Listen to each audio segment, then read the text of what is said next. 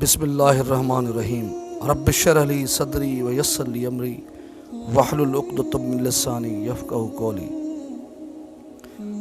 حدیث شریف حضرت ابو ہریرہ رضی اللہ تعالیٰ عنہ سے روایت ہے کہ رسول اللہ صلی اللہ علیہ وسلم نے فرمایا، مجھ سے دین کے بارے میں پوچھ لو۔ صحابہ کرام رضی اللہ تعالیٰ عنہ آپ صلی اللہ علیہ وسلم سے اتنے مرعوب ہوئے کہ سوال نہ کر سکے۔ تب ایک آدمی آیا اور آپ صلی اللہ علیہ وسلم کے دونوں گھٹنوں کے قریب بیٹھ گیا، پھر کہنے لگا کہ اے اللہ کے رسول صلی اللہ علیہ وآلہ وسلم، اسلام کیا ہے؟ آپ نے فرمایا، تم اللہ تعالیٰ کے ساتھ کسی کو شریک نہ ٹھہراؤ، نماز کا اہتمام کرو، زکوٰۃ ادا کرو اور رمضان کے روزے رکھو۔ اس نے کہا، آپ نے سچ فرمایا۔ پھر پوچھا، اے اللہ کے رسول صلی اللہ علیہ وآلہ وسلم، ایمان کیا ہے؟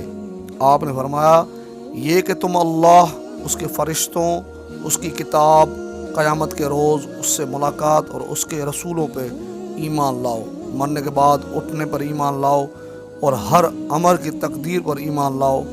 اس نے کہا، آپ نے درست فرمایا۔ پھر کہنے لگا، اے اللہ کے رسول صلی اللہ علیہ وآلہ وسلم، احسان کیا ہے؟ آپ نے فرمایا، تم اللہ تعالیٰ سے اس طرح ڈرو گویا کہ تم اس سے دیکھ رہے ہو، پھر اگر تم اسے دیکھ نہیں رہے ہو تو وہ یقیناً تمہیں تو دیکھ رہا ہے۔ اس نے کہا، آپ نے صحیح فرمایا۔ پھر پوچھا، اے اللہ کے رسول صلی اللہ علیہ وآلہ وسلم، قیامت کب قائم ہوگی؟ آپ نے جواب دیا، جس سے قیامت کے بارے میں پوچھا جا رہا ہے وہ پوچھنے والے سے زیادہ نہیں جانتا۔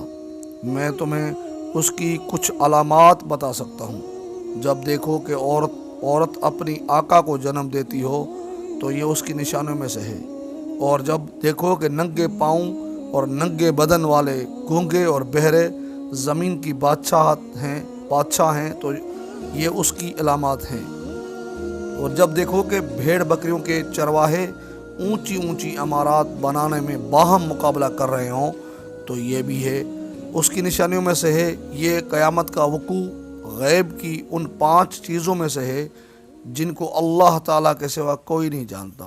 پھر آپ نے یہ آیت پڑھی، بے شک اللہ ہی ہے کے پاس قیامت کا علم ہے، وہی بارش برساتا ہے، وہی جانتا ہے کہ ارحام ماؤں کے پیٹوں میں کیا ہے، اور کوئی شخص نہیں جانتا کہ وہ آنے والے کل میں کیا کرے گا، اور کوئی شخص نہیں جانتا کہ وہ کہاں کس زمین میں مرے گا۔